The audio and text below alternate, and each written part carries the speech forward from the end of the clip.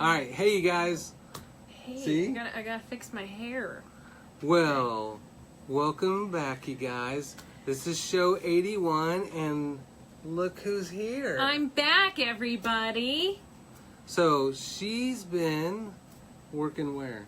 Super busy. I've been working at the YMCA. I'm the corporate wellness director there. Super loving it because we work with people at work sites with health coaching, and we approach all the different areas of wellness. So physical, nutrition, medical, social, emotional. And so it's been a lot of fun. We've been super busy. And so glad to be back today. Yeah. And you said it, right? You're director of corporate wellness? Uh-huh. She's blowing up. So, today we're going to talk about... Maybe weight-wise, because I sit a lot at work. But well, that's what we're talking about. that's what we're talking about today, yeah? Do you take the elevator up? I take the stairs. Nice. See? Okay. People. I have taken the elevator once or twice.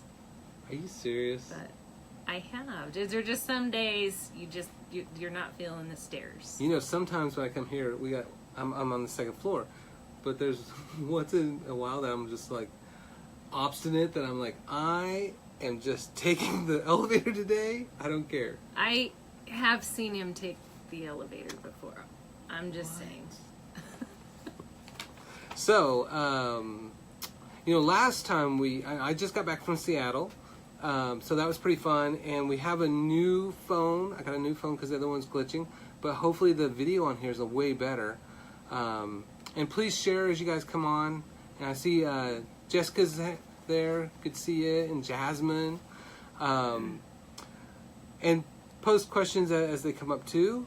Thank you. Glad to see the dynamic duo back together again. Yes, it's been a long time. Yeah, and people were asking all the time, well, where's Holly? Where's Holly? It is, I am kind of cool. She got too big. Too big for the show. So, I get it. We're both on the second floor though, right? You're on the second floor? We are on the second floor. All right, so see? Yeah. So last time we were talking about the unresolution with Scott, right?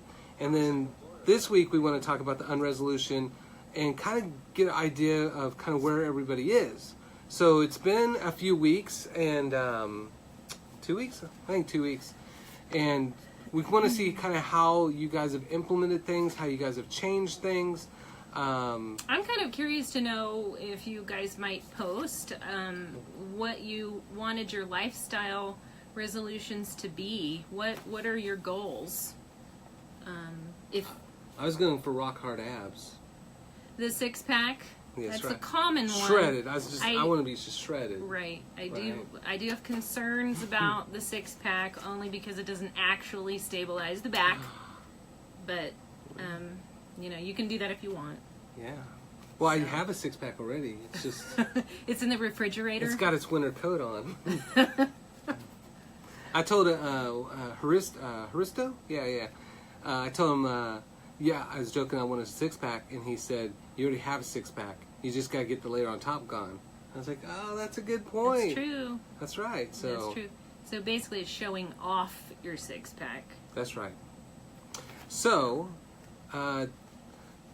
couple things. So I want to address a few things. So most of you guys know me. I'm Dr. Garrett. I do functional medicine, clinical nutrition. I have a DC license and see patients for all kinds of stuff and usually the difficult things. And so been doing that for forever now. And let's see. So the main goal is really getting people's lives back to them, and that's kind of what we're addressing now. So last time we talked about when people make resolutions, we're calling this unresolution, right? Because when people make resolutions, they tend to make these grandiose, dichotomous kind of resolutions, all or none, grandiose ideas. I'm going to just get like super ripped, and then they fail. And how many of you guys remember how many people succeed at keeping their resolutions for a whole year. So we talked about this last time. What's the percentage of people that actually keep it, or how many people fail? So it's a crazy percentage. Right. And so basically, we create an environment for like resolutions that don't sustain, they don't work. And you know, in your job, you got to see that all the time. Yeah, we do. People do have high expectations of themselves. So and they want to make big changes, and I don't think there's anything wrong with that. But is that realistic in terms of actually making the change? So we usually end up with a lot of folks kind of backing off and reducing those goals to make them kind of smaller and certainly unique to you. Everyone's goals are going to be a little bit different. And then kind of go from there and track those small goals so that people can feel successful in small ways. And so there's less shame and less effort, really, but it's a patient process. So, yeah. Yeah. Hey, and Steven, I thank you guys for joining. I saw Steven up in Seattle. It was awesome. Oh, yeah? Yeah, he texted me and said, why are you going to, it was some Bavarian town up in, somewhere in Washington, and he lived like 30 minutes away. It was crazy. Oh, cool. Yeah. Cool. But I'm going to answer a question right quick. Jasmine is asking, Yes, what I was gonna say that. stabilizes the back? So yeah, I mean, certainly the six-pack does have a part in stabilizing the back, but what we really look at is the transversus abdominis, which goes all the way around. So when they say core, when you talk about building your core, you are actually building the core that goes all the way around the back, not just that front six-pack. If you overwork the six-pack, then you can actually destabilize your low back. Nice. So that's that internal oblique, like when you move like down the this way obliques, and yep, this as way, well. and how are you gonna do your transverse? Well, you can exercise the transversus just in any plane. Yeah.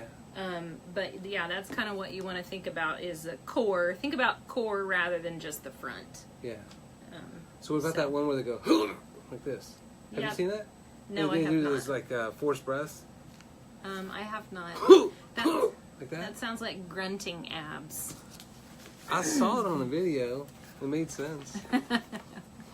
So anyway, please post your resolutions. Even if you called them a New Year's resolution, we'll still allow it. What are you guys working on? We've got a few people with us here tonight. What are you working on right now? What's important to you? You know what mine was? What? Be effective.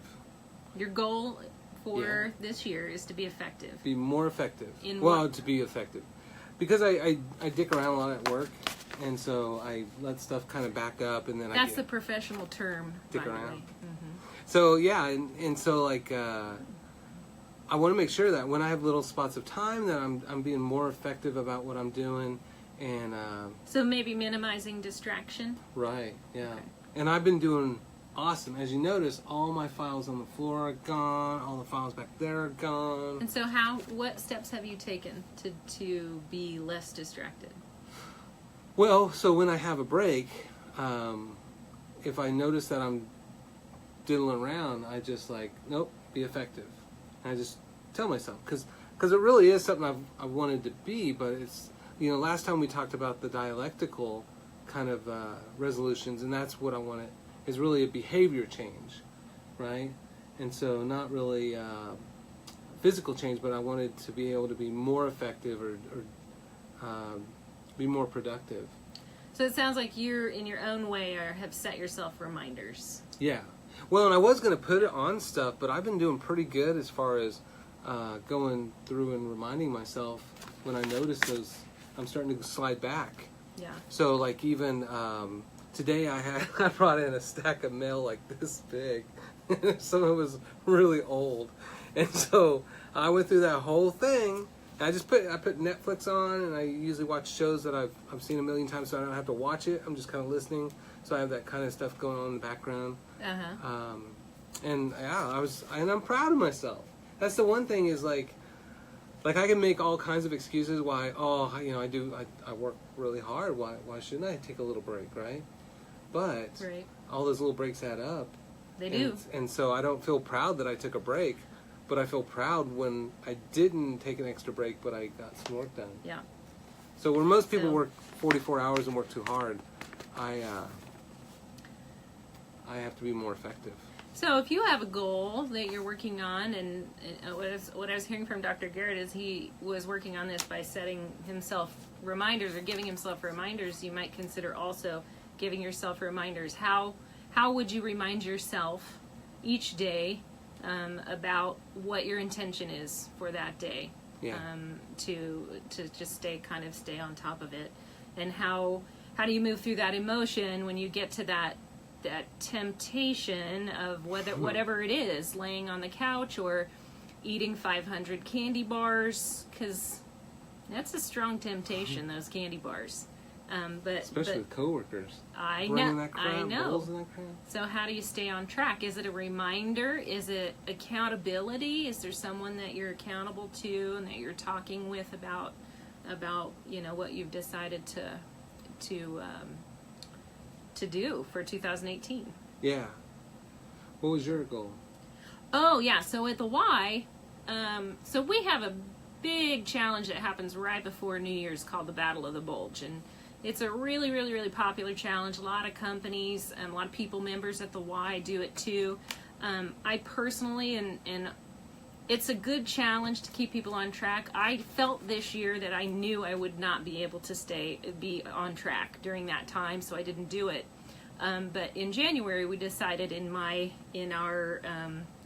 community development in our branch that a few of us would do a little challenge. So a few of us have said that we want to try to lose 10 pounds by Valentine's Day, because all day long we pretty much sit in a chair at the computer. So 10 pounds, and then some of my other ones were reducing sugar intake, processed sugar. What's some of the other ones? Stop smoking crack? It's meth. Oh, meth. Okay. Right now, but we won't get into that. So anyway, that's kind of where I'm at. Some nutrition. Oh, I know what. Sorry, I'm just rambling, but it's good to be back.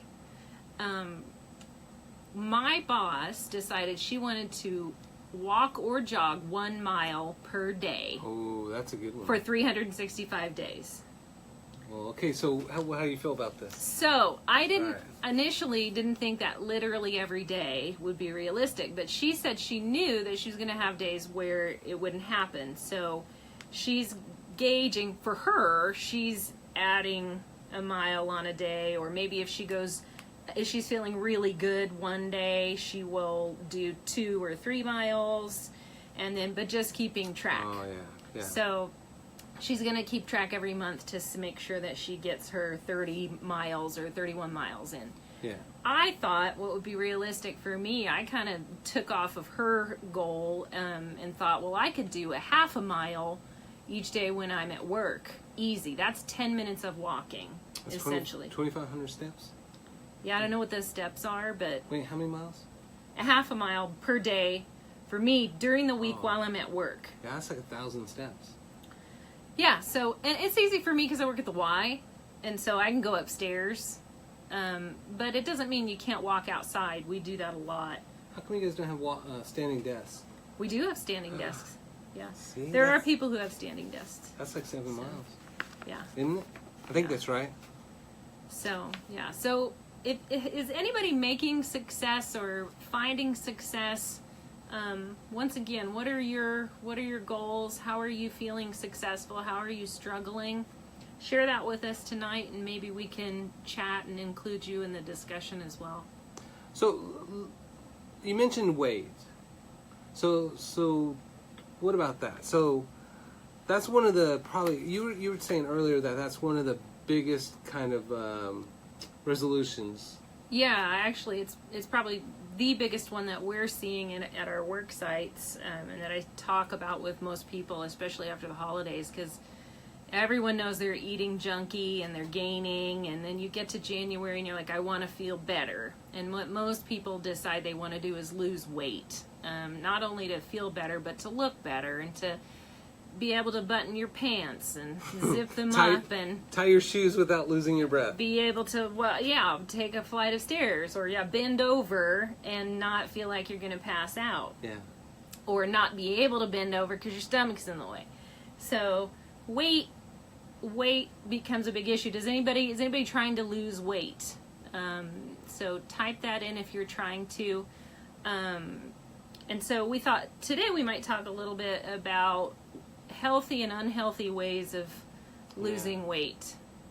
So does anybody have any thoughts on what the unhealthy tricks are I think we're for back to losing meth. weight?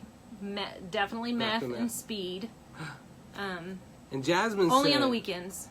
Yeah, never during the weekdays. That's crazy talk. Right. So Jasmine said, I'm started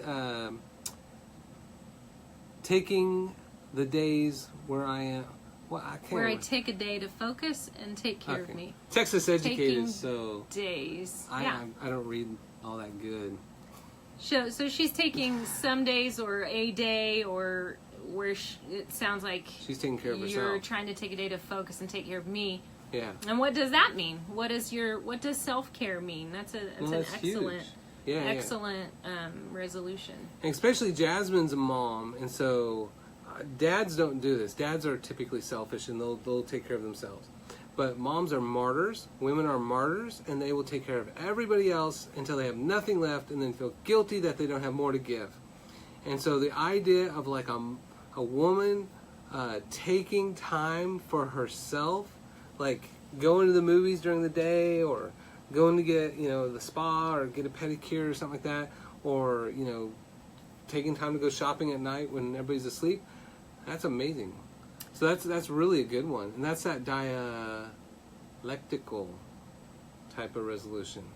Yeah, it's more holistic. It's in one of those different areas, and normally we think about physical activity and nutrition for health, but there is that emotional component, that mental component. I know for me, self-care means being able to bring myself back to a place where I'm not so stressed about all my negative thoughts. So having a mindfulness break or a breathing break, that's something I have to do regularly as well, or I might spontaneously combust. Yeah. Well, that's been my heaven sent for the last year, is that meditation and yoga and mindfulness. That's huge. Yeah.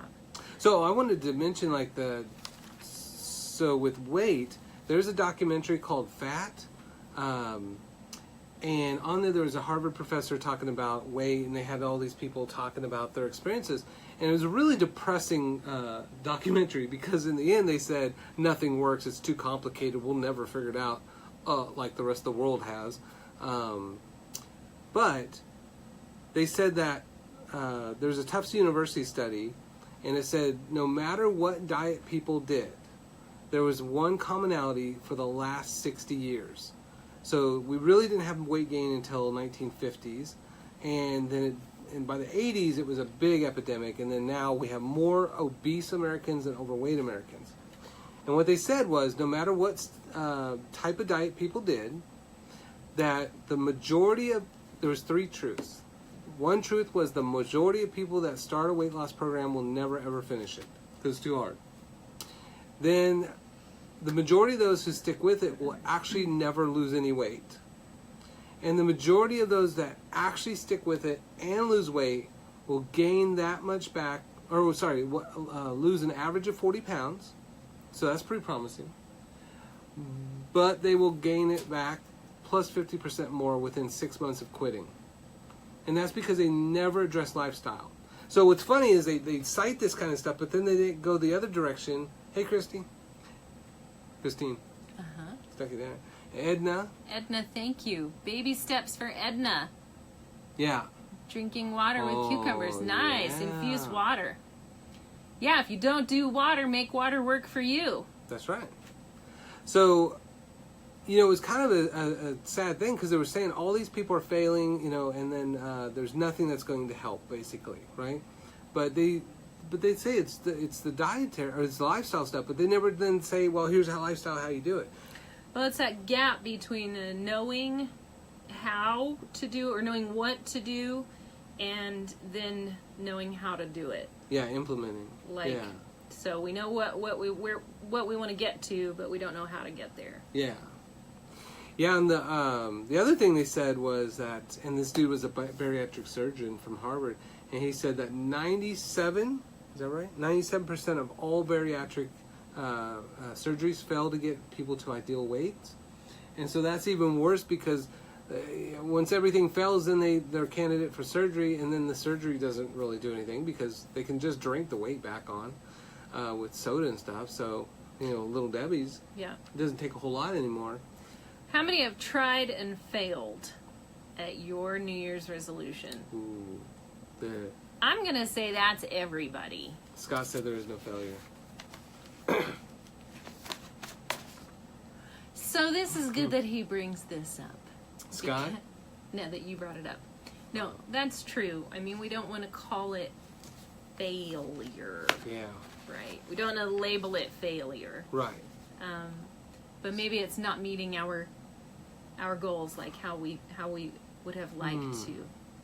Yeah. So what kind of But right now you're talking about bariatric surgery not working and all these things not working, and so I was kind of talking about what have we all done and then not succeeded, and why was that?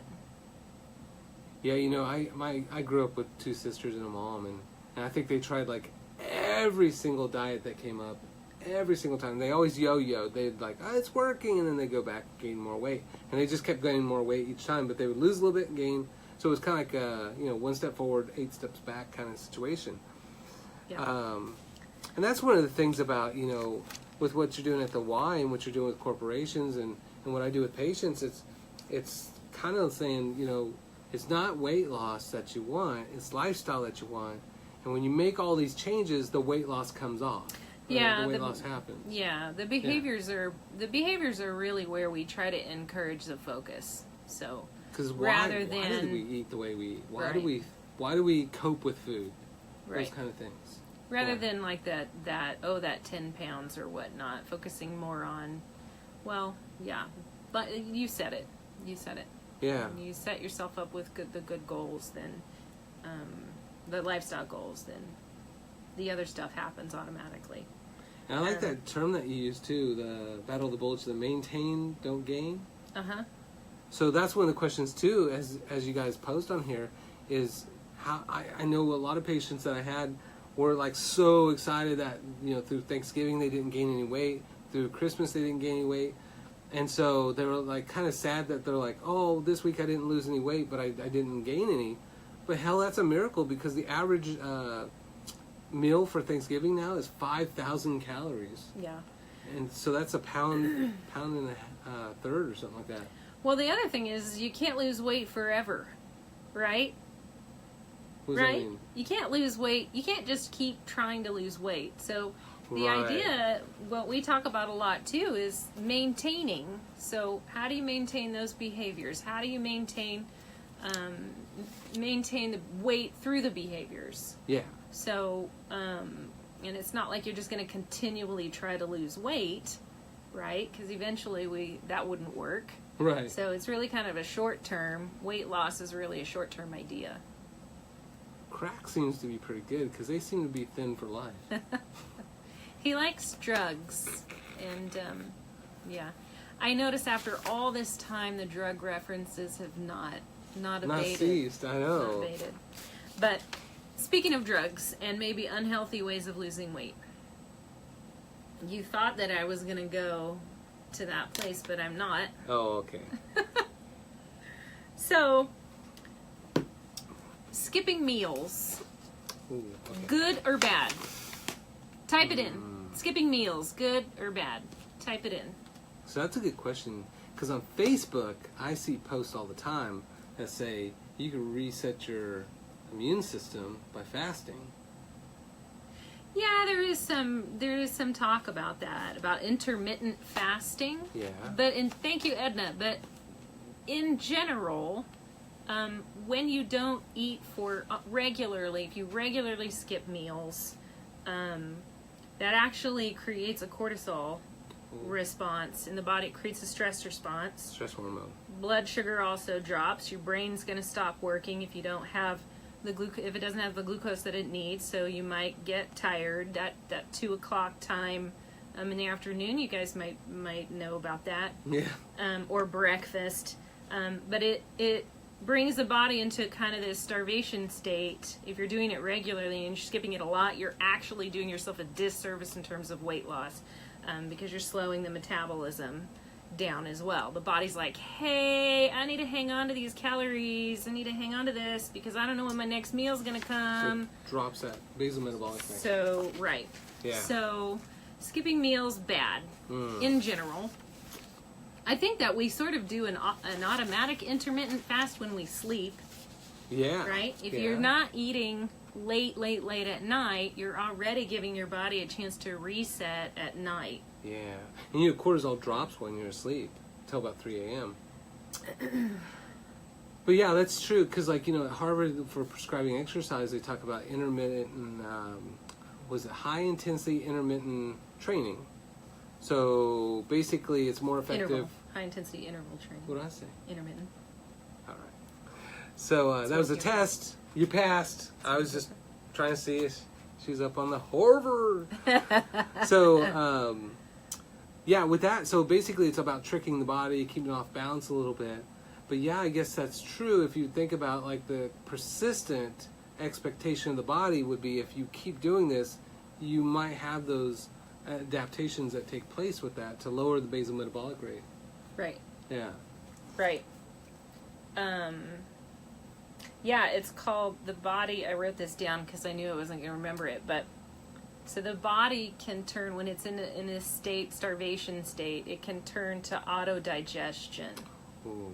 To sustain itself during a protracted fast. That's cannibalism. So it starts essentially eating itself, starts using up your protein stores, and that could come from muscle, it could come from organs, it starts using up your fat stores as well. So you do start to lose weight, yeah. But is it healthy weight? And that's the other thing when we talk about weight loss. We generally like to say 1 to 2 pounds a week is healthy. Yeah. Yeah, that's what I typically see with patients. They always want that rapid weight loss. They're like, I only lost a pound a week, and well, awesome, because that's a year. Most people gain about a pound a year. Well, we're Americans. We're impatient. Americans, yeah, we're that's impatient. true. We want it. We want it now. Yeah. Yeah.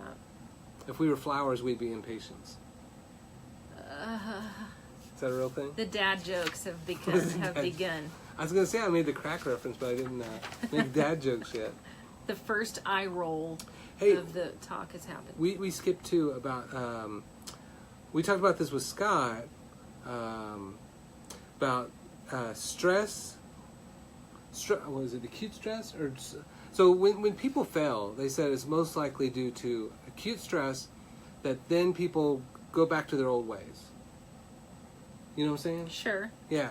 So that's really funny because fall back into the comfortable habits. Stress and negative emotions. Oh, right. Yeah. Yeah. Right. Yeah. So barriers to maintaining your lifestyle goals. Right. And the main one of the main ones you said was stress and negative thoughts.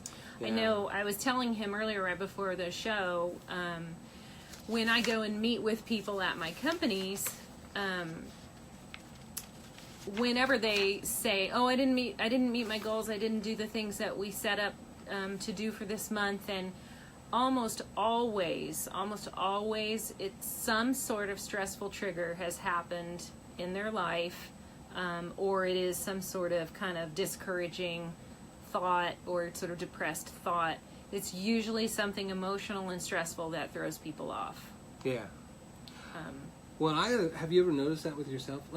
So one of the things is they say when you really are immersed in a language, like French or something like that. Uh-huh. When you start dreaming in that language, then that's when you know you're there. Uh-huh. Right? So the same thing is when, back in the day, it would just be if I was really stressed or something, I'd be just and Scott talked about this too, it's I'll just eat a whole pizza. That's that instant response. I'm going to drink soda, I'm going to eat a pizza, screw it, why bother, right? Uh-huh. But I remember the time after making all these changes that I had this horrible stress event, and that wasn't the instinct. Like, I remember it was so profound that it was just like, wait, You're not craving a pizza. Yeah. Well, I wonder too, like what I think about sometimes is I know how much you get. Jim. There's Jim, and Jim's, I think Jim or Sarah gave us some hearts. Aww. Thanks for the love. Kawaii. But I was going to say, when I forgot what I was going to say. How old are you? You're getting old. Do you see this? The gray hair. It's happening. And I probably didn't have enough glucose or something. That's how I was before we started talking. She's asked me questions about genetic tests, and I was like, like my brain was not working. No, I was going to say that I felt that too, that like after a period of feeling better. So let's say you start your lifestyle goals, and you start working on these habits and these behavior changes, and you start feeling better. You start to realize that you don't really want to feel worse, because you know when you eat the pizza, you're going to feel disgusting after you have the pizza, because you've had a taste of what it feels like to feel good. Yeah. And then I think the pizza or the macaroni and cheese or the pie or the cake, it seems less appealing because you know what that after effect is going to be. Yeah, once you feel good. But I got to say, there was a sweet misery back when I used to really kind of eat for my emotions, of kind of feeling like feeling comfortable in that misery. Do you know what it I'm does saying? kind of seem like a state that's hard to get out of. It seems like it takes more energy to move out of that emotional state. Yeah. When you think that than to just stay there. Yeah. No, I agree. And we talked about last time, and by the way, it's 92% of all resolutions fail within a year. But this doesn't mean don't try. Right, that means change how you do it, because these are the dichotomous resolutions, which is the all or none. I'm going to do this just massive thing that probably wasn't going to happen in the first place. I'm suddenly a new person because it's January, right? But doing dialectical, which is the making real change, like substance changes about kind of who you are. So I want to read these stats again. So it says 75% are able to keep their resolutions for a week, which means 25% fell within the first 7 days. So, is that not good? All right. No, I was thinking about one of our people has a question. Oh, Jim said I love you too. That's not a question. Jim has good taste. Jim's not That's question. not the one I'm talking about. Oh. So, 71% are able to keep it for 2 weeks. That's pretty awesome. 64 for 1 month, 20% for 2 months. So 2 months is your major fail point. So that's one of the things is like as we go through the year, really kind of if you can get through 1 month and then 2 months of like really creating sustainable change, that's when you know you have it. And then 8% for 12 months. And so only 8% of the people who set up New Year's resolutions continued with those resolutions after 1 year. Yeah. So, up to 12 months. 12 months. Yeah. Yeah. So, and that's just crazy bullcrap kind of resolutions that people make, because that's why we want to make really sustainable changes, right? Just make smart goals, right? Yeah. So in the habit forming ones that we talked about before, which is. Can I jump in? Absolutely. With a question. So Edna has a question. Oh, I didn't see Edna's question. Okay, it went up on the scroll thing. So Edna says she has a friend that's as healthy as can be. She eats right, exercises, no sugar, lots of water. However, that's bragging. She's struggling with her stomach getting big. She's 50. Oh, pregnancy. What is she doing wrong? She is pregnant. Better buy a crib She's either because pregnant with a gas baby or a fat baby. That's what I'm going to say. Oh, a gas baby. A gas baby or a fat baby. That's what I'm going to say. Yeah. I think it's either digestive trouble. Yeah. Or Uh-oh. a weak tummy muscle problem. Mm. Oh, yeah. So, yeah. So, you don't think the pregnancy, Edna? You don't think it's a viable one? All right. So, yeah, I like the gas idea. I really do. I think that's great. Because the gas one, that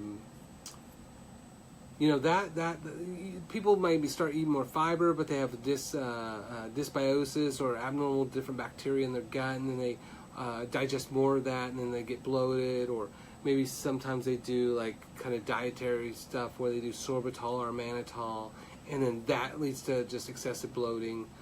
As you age, could you develop sensitivities that you might not have had before? Oh, yeah. Yeah, so like typically with patients, if they do food sensitivity testing, and then to get rid of those foods, it goes away.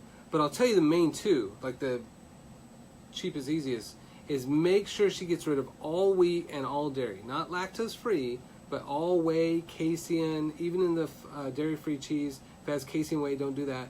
But get rid of whey and dairy for like 2 weeks, and see if that bloating just disappears. And more often than not, it'll go away. Yeah. And if you're saying she drinks coffee, what is she putting into her coffee? Is it black coffee? Or is she putting dairy and sugar? That's right. And things like that. You thought I was going to say something else, didn't you? You did? I did not. You did? I cannot read your mind. So, that's because it's dyslexic. So, yeah, the coffee actually... Creamer. Creamer. It's a possibility. Yeah, that would always be my first most guess. Like, when I took biochemistry, I marked acetyl-CoA for every question that had that as an option. And so I passed my boards and did well in the class. But that's the same thing for patients, is like blindly, wheat or dairy. Speaking of coffee, have you seen this new product out called Bio Coffee? Has anybody seen this? What is that? So is that it's the one where the cat eats the coffee beans and then poops it out, and then they ferment that? Yeah, it's ground up cat coffee. That's a real thing. I know, I've heard that. All right, no, it's not a delicacy. This is showing up in the natural food stores right now. It's called Bio Coffee. What is it? I am curious about your opinion on it, because it has 4 ingredients. I'm against it. It's processed, is that it? Because it has 4 ingredients? I don't know. It's just gimmicky. Okay, so... it does sound gimmicky, right, but talk to us about the ingredients, okay? So because I know people are going to see this. Dairy and coffee. No. It has Arabica coffee powder. Oh. Decaffeinated. Oh, yeah, don't do decaf. Or it says it's decaffeinated. Well, let me just throw this out. Right. So it's Arabica coffee powder is in it. Wheatgrass powder is in it. Chicory root as a substitute, as a coffee taste substitute is in it. And some kind of a little bit of sugar. There's only 3 grams of sugar in it. That's like a teaspoon. 4 grams is a teaspoon. It's crap. It's crap. Why? Like that. Why? Because it has like a teaspoon of sugar in it, which is going to suppress your immune system for 30 minutes, leading to more kind of autoimmune kind of stuff or sickness. And then... so 3 grams of sugar is too much. Yeah, it's just... And it's probably corn sugar, which is genetically modified. And then... What? Some kind of all-natural thing. We can look at it, but... All right. Well, Sabrina... What's up, Sabrina? She says no caffeine. Yep, yeah, so 3 samples right now. Yep. If it's if it's uncaffeinated originally, like normal, like a herbal, it's dairy-free, caffeine-free. So does it have actual coffee in it? What is Arabica? Arabica coffee powder, coffee bean powder. Is that Arabic? Arab coffee powder, Arabica. Did you know cafe is Arabic for coffee? No. Chai? Did you know chai that's tea. Is Arabic for tea? So when people... She's the one that told me this. He tries. Chai means tea. Yeah. Chai. So if you order chai tea, what are you ordering? Tea. It's scary. Okay, wouldn't 1 cup of just regular black coffee be better? That's right. Keep it simple. But then you've got caffeine. So what? It's 100 milligrams to 200 milligrams. But you said caffeine creates an anxiety response. Well, so like 1 cup of coffee once in a while, that's fine. It's just when people do a huge cup of coffee, like a venti mocha or something, that's enough caffeine to cause anxiety. What do you think about wheatgrass? Is it a superfood? Well, yeah, wheatgrass is. Really? So anytime you sprout something, you get 300% more nutrition in there. And so it's a green, so they treat it like, I think, like a microgreen. So it has chlorella in there and chlorophyll, and it's detoxifying and full of tons of nutrition. It's good. Yeah. But if you had celiac stuff, I wouldn't do it. And really gluten sensitivity, or if you have symptoms like bloating stuff, I wouldn't do it until you feel great. Then probably do that. Yeah. So the decaffeinated part, the only concern with that is that they use things like the stuff you take your fingernail polish off with, acetones, to break off that caffeine molecule, and then they sell it to like Red Bull or Coke. So then it becomes very toxic. It's chemically distracted. Yeah. So Sabrina loves wheatgrass. How many explanation points is that? Does wheatgrass give you energy? Me? Anyone? Oh, I bet it does. It's full of B vitamins. Greens, beans, fermented foods. Okay. Now, I think like a fermented coffee, that would be good. But I think that bio coffee is junk. I wouldn't do it. I'll bring it some. Yeah, I think I like I the was idea. given a sample, and I was skeptical too because I don't like the gimmicky stuff either. Like we, tout Whole Foods in their original form, Right. and so. What do you think would happen if you snorted coffee? Like, how come they haven't done that? Like snuff? I'm surprised you haven't tried it already. Like, snuff, they like that with tobacco. Why don't Did they do you that? know? Did you know that this guy snorted? What'd you snort? Wasabi. No. No. Oh, magnesium. Yeah, that wasn't a good idea.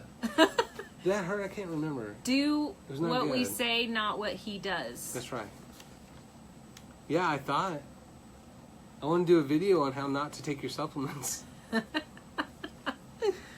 just not sure if I'll get in trouble for that. Do you have the sense of smell anymore? Yeah, everything smells magnesium like. So. Okay. So our habit forming things, we said embody the values.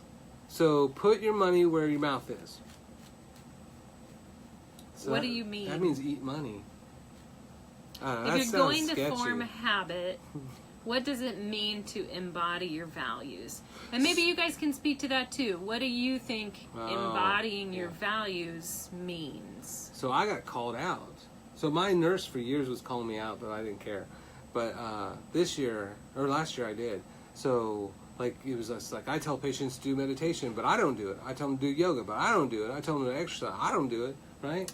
Eat healthy. I wouldn't do it. But I started doing it, so I embodied my values. So I did get up early and run every day. I did make sure I ate healthy and posted those videos. So that's one of those things about, like for me, that was that thing about going to the gym. So like I have a patient that goes to the Y now, and I can't remember if she's actually, I don't think she's actually exercising quite yet, but a little bit. But I said the first thing is just sign up for the Y. Go to the Y 3 times a week, but make it that your time. Like, make it to where you go so often that if they don't see you, they'd be like, where's that one woman that comes here on Wednesday, right? So what I'm hearing when I think of embody your values is how do you take action? How do you actually take action towards what you consider important? Yeah. I think accountability buddy helps with that. Yeah. Yeah. Accountability, having social supports. How do you help keep yourself accountable? Is it the reminders, or is it a friend that loves to do the same thing you do, or that has the same goals? I think, what did I do to talk one time where it was stop going out for coffee. So instead of making coffee dates with people where you go out to coffee and then you've got donuts and sweets and whatever else, or food as an option, you're making walking dates or exercise dates or tennis. Doing physical activities together. I think that helps. Yeah, so big time. Pairing your social activities with something physical or healthy nutritionally Yeah, so that's what I do. Like when I have breaks, if I don't know how many people work in Old Town, but you'd always see me walking up and down the streets like a homeless person when I have breaks. So if like patient doesn't show up or they're going to be a little bit late and I have enough time, I'll just walk. And I walked all the way from Old Town to Delano to go have lunch, because I walked all the way to the food trucks and I was just like, they're gone. So I was like, it's only a few more blocks. Yeah. You know? And what he's talking about too is something that's just so easy and simple. We just don't think about it. So how do you really conveniently just incorporate activity into your day? What does that look like? When could you do that? Is it taking the stairs? Is it walking further out to the parking lot? Yeah. What? I know when you first started at the Y that you were constantly taking breaks and doing exercise. And we still do. We take walking meetings Nice. 2 times a day. I try to run up and do a half mile on the treadmill, but just anytime you can think about it. And I think that is a healthier way to start creating those behavior changes than say, I'm going to go out and work out for 3 hours on Thursday night, Right. and then hurt yourself because you over-exercised. By the way, that's something I wanted to bring up too. Yeah, so talk about that. So you think it's more, you think extra exercise or too much exercise is good or bad? So like with food, there's a balance. You can do nutrition in an unhealthy way, and you can do nutrition in a healthy way. Same thing with exercise. If you over-exercise, you can also suppress the immune system. You can also decrease your telomerase, which shortens your telomeres, which deravels your DNA and shortens your life. That's right. So if we do too much, you can hurt yourself. Your spring gets sprung. So you need to figure out. It's a very unique process, just like with the food. With the clinical nutrition. It's really unique to the patient. So it's kind of with exercise, it's figuring out what is good quality exercise that I'm not hurting myself with, but yet I'm still challenging myself enough to make progress. Yeah. So what does that look like for you? Is that a yoga class, or is it walking further out to the parking lot, or both? Is it exercise-wise? It's good to have 4 different types of exercise in your life. So you want to have some cardio, you want to have some resistance training, some weightlifting, weight bearing. If that's using your body, and if you don't have hand weights at home and you're just using your body, that's fine. You want some flexibility and some stretch and some balance. So if you're trying to incorporate those things during your week, do that in a healthy way that's balanced. Versus overdoing it. Yeah. And if you guys have any questions, please please throw those in. I'm sorry. Jasmine, that's pretty good too. Like those Fitbits are pretty awesome. So it has a 7-minute workout, which is easy to commit to. Yeah, 7 minutes. That reminds me of that Something About Mary. Yeah, with the ACSM guidelines for cardio are 150 minutes per week. But you can do those in increments. So I think some activity is better than no activity. Yeah. You could do high intensity interval training and be a little bit more effective and efficient with your weight loss with that type of exercise. But if you're just getting up and doing 7 minutes, that's 7 minutes more than you were doing before, and I would certainly encourage that. Yep. No, I think that's awesome. Because again, it's that pattern. So that's what, like with Jasmine talking about that, is that when it's expected, like your body, becomes that pattern of you. Of like, oh, it's only 7 minutes, but I'll do it. And then it's like, oh, I do it. And then one day you're like, oh, wait, I didn't do my 7 minutes. That becomes that you part. And what happens on that day when you didn't do your 7 minutes? Do you beat yourself up about that? Do you shame yourself? Yeah. Do you get down on yourself? Or do you take it easy and just try not to judge it? Oh, I like that. It's we're not perfect people. Yeah, because there's no failure. You don't shame yourself. That's what sometimes patients come in and they're like, well, I didn't lose any weight. Well, great. Or I didn't stay on track. Great. This week you will, right? Just keep coming back. try again. I think my mantra for a really long time with some of the nutrition stuff was just try again tomorrow, try again tomorrow, try again tomorrow, and keep trying. That's right. So Diana says that the volume's very low. So what you do is you turn the volume up. She's telling me us or her? Would you like me to? I could punch him in the beard if you would like. You gotta stick a cone in your ear, and then you like. Let's get a can. We'll get a can on this end and a string. If you plug the string into the mic part, it works like that. Did you know that? Huh? If you, yeah. We're bad.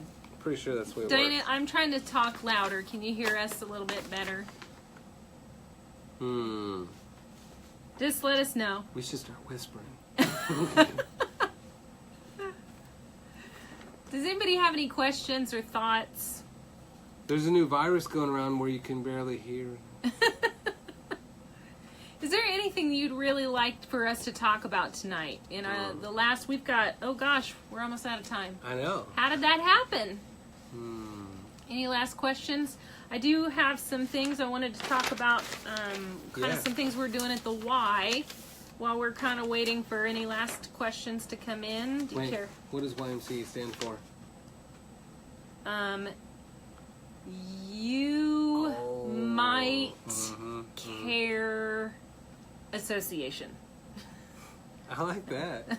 I'm just coming up with stuff off the top of the old Do you know what noggin. it stands for? Yes, I know what it stands for. Of course I know what it stands for. What happened to the YWCA? That's what I want to know. I don't know. It just stuck. YMCA stuck. There's a song out there. You can't go back now. Why is it not YCA? Because who sang the song? The Village People. Because the Village People sung the song, and now it's done. We're not changing it. So, speaking of that, I work at the YMCA. I just wanted to tell you guys some things that are going on there right now. Wait, did they waive the fee? Because I need to join again. Waive the fee? Like the fee? Like they said there was a fee thing? Like I need to join. Oh, there is like a fee forgiveness month, but that's not right now. No, like no cost. No to joiner join. fee? Yeah. Oh, yeah, let me talk about that. All right. Okay. So Friendly Fridays, starting January 26th through the end of February, any YMCA member can bring an adult person 18 years and older for free. For free. That. Free Fridays, free Friendly Fridays, and join with no joiner fee. Okay? So I can just pick up ladies off the street. So if you know someone... Homeless women, bring them to the Y. You could, as long as they're of age. All right. I'll be like, that is a way to reach out to the community. That's right. Be And like, make yo, us girl, more you want to do some yoga? Right? Do they do meditation there at all? We just have some mind-body classes, but like yoga and Tai Chi and things like that, but not just mindfulness. Okay. Okay. Refer a friend. You may have gotten a postcard. January 23rd through February 28th, kind of the same timeline. No joiner fee. If you're a current member, Can you they refer will me? hold your draft, your auto draft. Huh? Yeah. Can you refer me then? I didn't get the postcard. Damn it. He's trying to get back in. Gotta get back in cheap. So if you're a current member, they'll hold your draft, your auto draft, until later. So you're actually paying less throughout the year, which is kind of cool. Like you skip a month? Kinda. It'll hold your first available auto draft. They'll hold it until February 15th. For the person making the referral? Yes. So does it refer Earl-E? What? Refer-E?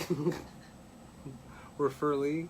The person being referred? I'm going to let you figure that out while I continue to discuss this. We got the New You Challenge. If you're interested in group training or personal training, 12-week challenge, you can win 3 months of group training. You can win 2 months, 1 month. The group training's pretty fun, actually. No, wait, what does that mean? What do you mean? Say it again? The New You Challenge? New You Challenge is a 12-week challenge. 12-week, okay. Yeah. You have to win it? Well, you can win it. I'm not sure exactly how. I'm going to gain a bunch of weight and then I'm going to go into it. That's what we said. A couple of the people in some of the companies before the Battle of the Bulge said they were going to gain weight on purpose. I'm gonna swallow sand. So, the other thing we've got, brand new equipment. I didn't mean to turn this into a commercial. No, did you know the YMCA's in Wichita are the best? We have the best YMCA's in the nation. Because all the other ones are ghetto. They are. Yeah. Actually, Why is that? Really, honestly, for the money, you can't really beat the YMCA. So why is it? And why are they so nice here? Well, we got a good system in place. I mean, we give back to the community. We've got tons of free programs for kiddos in the community.